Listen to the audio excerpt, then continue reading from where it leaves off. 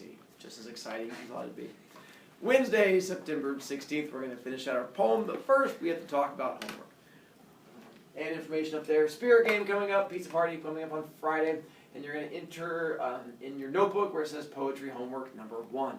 Then you go to my website and you're going to download homework files, poetry homework number 1. When you do that, you're going to find the directions at the top.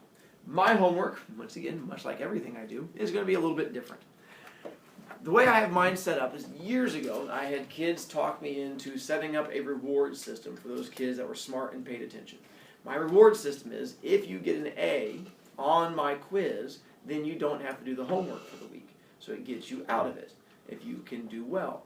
Well, you still have homework, it's just much, much easier homework. Because what do you have to do instead? Read. Close. It's in the directions.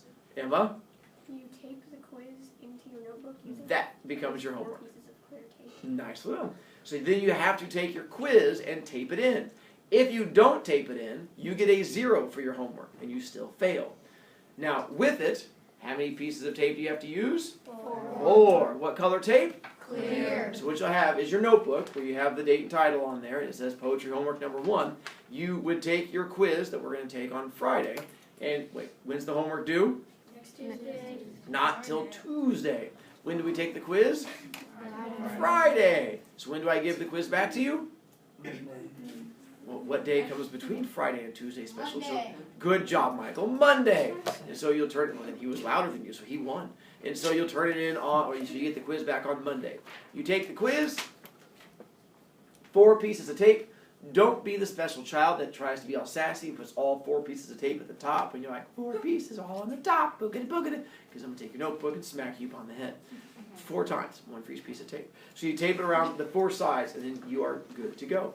That's all you have to do. That is my reward to you as far as being the smart kid, and it goes. Now, a couple things with it. 1, do not borrow tape from people or from other teachers. If I find out that you have borrowed tape from someone else or from other teachers, you get banned from using tape again for a month because you're supposed to be responsible for your own tape. But, Mr. Brovicast, I don't have any tape.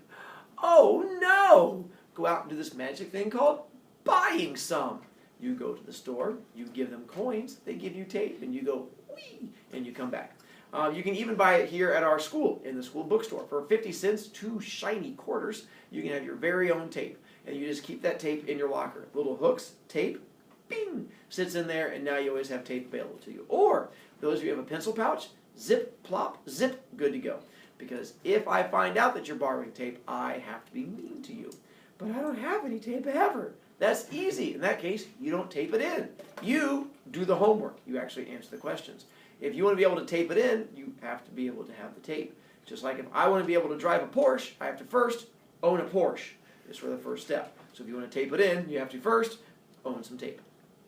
But if I catch you loaning tape to people, the punishment's twice as bad. If I find out that you've loaned tape to someone, it is a 2-month ban for each person I find out you loan it to.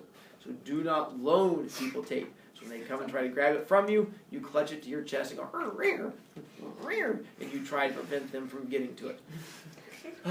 And hopefully that'll help you. Now, here's where the bad news comes in. My quizzes tend to be a little challenging and tough because I let you use your iPad on it. I let you use your homework on it. I let you use the handouts on it. Plus, I expect you to be able to think and use your brain. Yesterday, we practiced thinking and using our brains. It was scary. Friday's quiz is a whole lot of that. Plus, you'll also notice on there that you had to download a second poem. I'm not going to cover that poem with you at all. You have to figure it out on your own. Hence the being able to think your way through it. Your questions on Friday are going to come from that poem that you had to download and read. So that's when you'll be able to read it ahead of time. If you don't read the poem ahead of time, it becomes a really challenging quiz. But can't we just use the poem on it? Absolutely. But I don't give you any extra time. So if you're still like, I just finished reading the poem. I'm like, well, you have a minute left. I haven't answered any questions. You're probably going to fail. So that's how it works out. So I highly recommend you do the work ahead of time. So here's your bad news. The best way to get a good grade on my quiz is by doing the homework. The homework I just gave you, half the questions are quiz questions. So I give you half the questions ahead of time. usually some of the tough ones, because I figured if you think them through ahead of time, you can use them. And you can use that homework on the quiz. And that'll help you get the A on the quiz. But if we do the homework and then get the A, then we don't have to do the homework. Correct. Do we have to then travel through time? That is an option, one of the more challenging ones. But what I will do for you, if you are able to get the A on a quiz and do the homework, I give you extra B points. So that's my reward to you. If you like, Mr. Brovicast, blickety blam, blickety bloom, and you show me both of those, then I give you extra. How many? It depends on how well you do on the quiz. The better you do on the quiz, the more points you get. Did I answer your question, or did I finally wear you out? Oh, I just wore you out. Neil A., what's up? Okay. How are you gonna know if you borrowed tape from a teacher or a peer? Borrow tape from a teacher or peer and find out. This is called the, what's that thing in science? We have to come up with a theory, and it's the science. Hypothesis. Yes, that's the word for it. You come up with a hypothesis, and then you wait to find out what happens. Make sure you have a control group and an experimental group. One kid that borrows tape, and one kid that goes, no, and that'll be your control group, and then you see what happens in both. Yes, dear. So if you do the homework and you run out of space with all the 12 questions, where would you put the other questions? Good question. Where do you think? On the extra sheet? No, but a good try. I know it. Flip it over. Can you go to the right? Can you go to that page right there? No, Why? because it's spell work. Nicely done. Turn to the next page. How about that page? Why not that one? This one? Yes. Yeah, because it's homework. There you go. You just go to the next homework page. But what do you have to put at the top of the next homework page?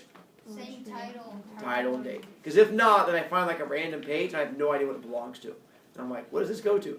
I don't know either. So in that case, I just rip it out, throw it away while you cry. So it makes you have a date and title on there, so there's no ripping and crying. Cover. Would that go for the quiz as well? If we ran out of space on one homework page, we could tape the quiz on the other side? No. Or Well, not wait. the other side, You only tape the quiz in if you didn't do the homework. So if you do the homework, you're not taping the quiz in. Remember, 2 hands. Bliggity, blam. All right. Questions as far as that goes. This is pretty much how I do homework throughout the year. I give you the one homework assignment. We do the one quiz each week. And so some of you guys are risk takers. You're like, I'm a gambler. And you're going to not do the homework at all and then wait till Friday and then take the quiz and go, oh yeah, that was kind of hard. And then you're going to find out you end up going back and doing it. Some of you are going to be gamblers, and the best part is you're going to do well on the quiz. Then on Tuesday, you're going to show up and you're going to go, I didn't have to do it because here's my quiz. And I go, did you tape it in? And you'll go, no. And I go, then you have a 0 and you just failed. But quiz. And I go, Did you tape it in? No. Now I'm like, failure. So make sure it's taped in or you're out of luck. And that's always my favorite one. Those smart kids who think they can sass me and they don't have it taped in. Some of you, I'm hoping, do that more than others. Neil A. Okay, so would you I was looking at you that time. I was being sassy. Go ahead. So would you consider the book report homework? Yes, but not the weekly homework that you get out of a quiz. But what if we just get an A on every single quiz up till it's due? Yeah, you can get it as long as you get an A on the quiz over the book report. Done been served. All right. Then one more bit of bad news for you.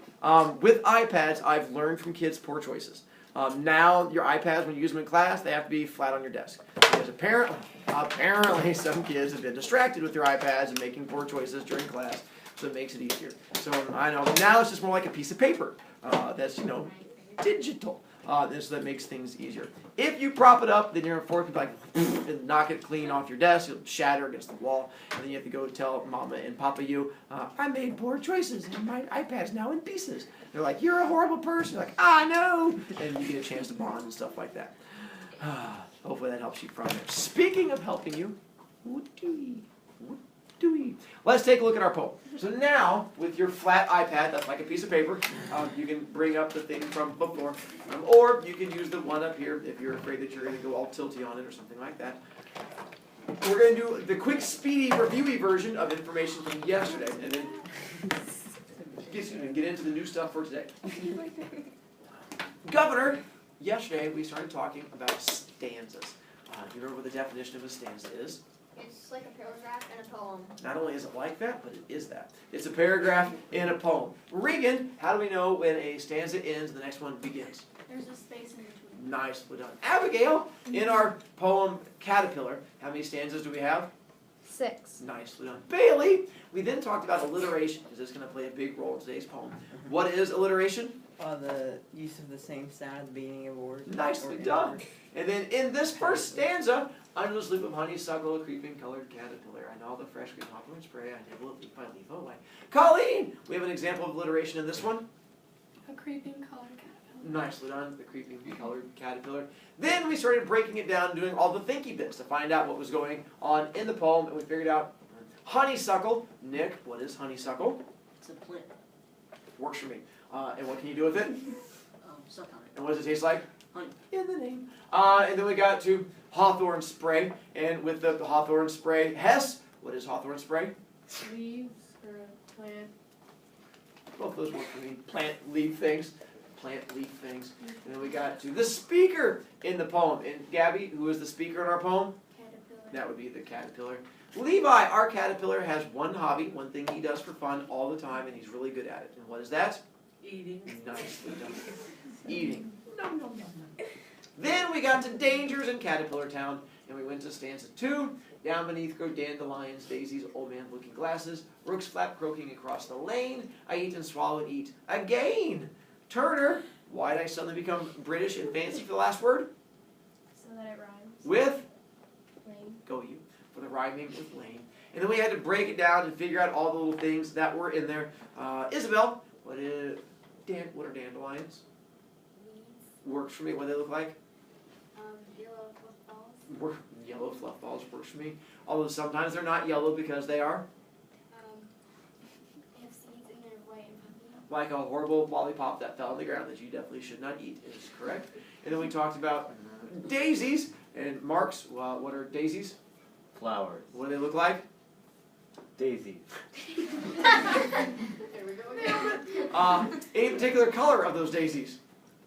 White and yellow. Works for me. Just like the song, white and yellow, white and yellow. And so the white and yellow. Then we use the examples up there that down beneath grow dandelions, grow daisies. Using that, what our old man's looking glass is going to be an example of, Todd?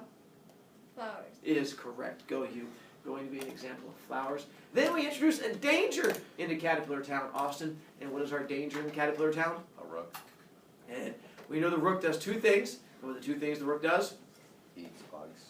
Well, it's not in the poem, although we can figure that out later on. Croaks and flies. Nicely done. Croaks and flaps, which means what is a rook?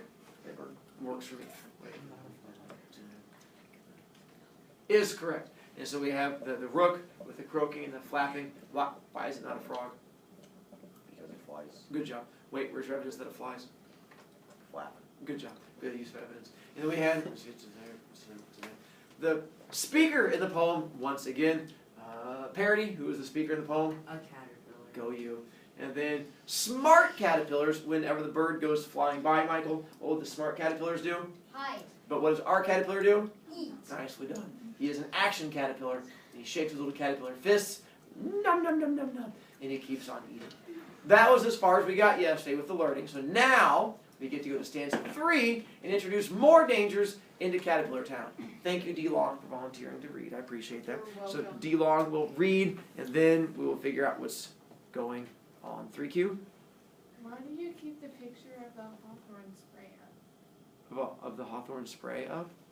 Yeah, why do you keep the picture Oh, of that the one? leaves up? Yeah, why do you keep that one up? Because in just a moment, when we talk about, wait, who's the speaker in the poem?